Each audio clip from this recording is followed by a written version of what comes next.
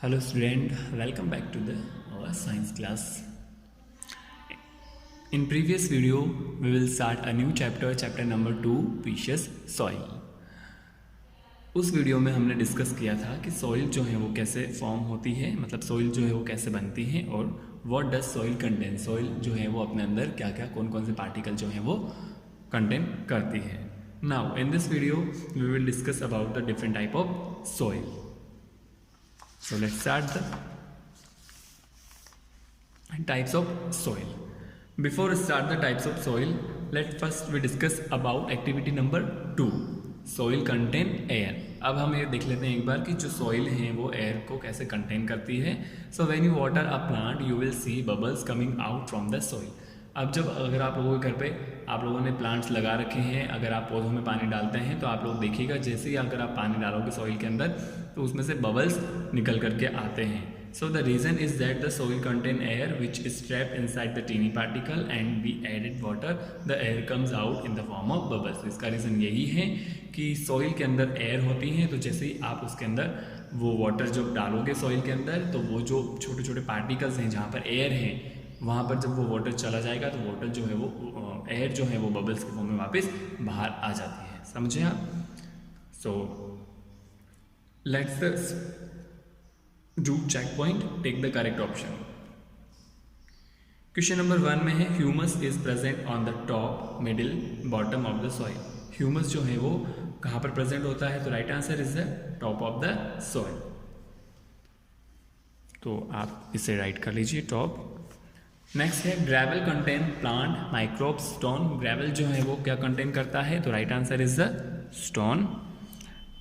Next है Earth Jupiter Saturn is the only planet where life exist. तो बहुत easy answer है, अर्थ है जो ऐसा एकमात्र प्लैनेट है जहाँ पर लाइफ जो है वो एग्जिस्ट है. तो right answer is the earth. Okay, now let's start the types of soil. अब हम देखेंगे जो सॉइल है उसके कितने टाइप्स होते हैं. So different places have different type of soil. We can differentiate soil on the basis of its color, amount of stone, clay and humus. अब अलग अलग जगह अलग अलग जो स्थान है वहाँ पर सॉइल जो है वो अलग अलग प्रकार की होती है.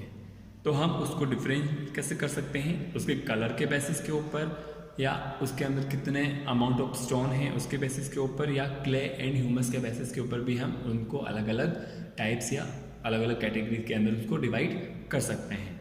तो there are mainly 3 type of soil. वैसे अगर नॉर्मली हम बात करें तो सॉइल के जो है वो कितने मेन टाइप होते हैं? 3 टाइप्स होते हैं. फर्स्ट हो गया Sandy soil, clayey soil and loamy soil. Sandy soil has a lot of sand present in it. अब सैंडी सॉइल जो होती है उसके अंदर बहुत ज़्यादा मात्रा में सैंड प्रेजेंट होता है.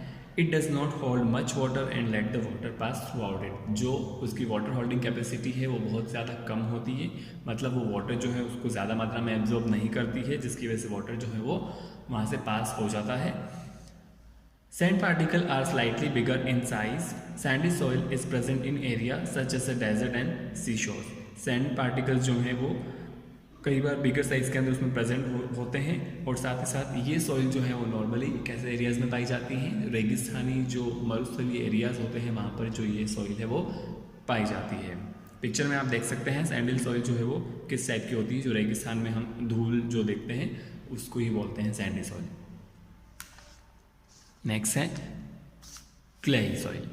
It's a quite fine and sticky in nature. It hold large amount of water. Clay soil जो है वो बहुत ज़्यादा वाइट और स्टिकी होती है. इसके अंदर वाटर होल्डिंग कैपेसिटी जो है वो बहुत ज़्यादा अच्छी होती है, तो ये लार्ज अमाउंट में वाटर को जो है वो अपने अंदर होल्ड करके रख सकती है. Clay is use for making pot and toys. There is almost no space between the soil particle for air. Clay जो है वो नॉर्मली हम यूज़ करते हैं किस चीज़ के लिए? जो ये पॉट वगैरह बनाए जाते हैं, या मिट्टी के खिलौने, मिट्टी के घड़े वगैरह, या मिट्टी के बर्तन जब हम बनाते हैं तो उसमें क्ले सॉइल का यूज़ करते हैं.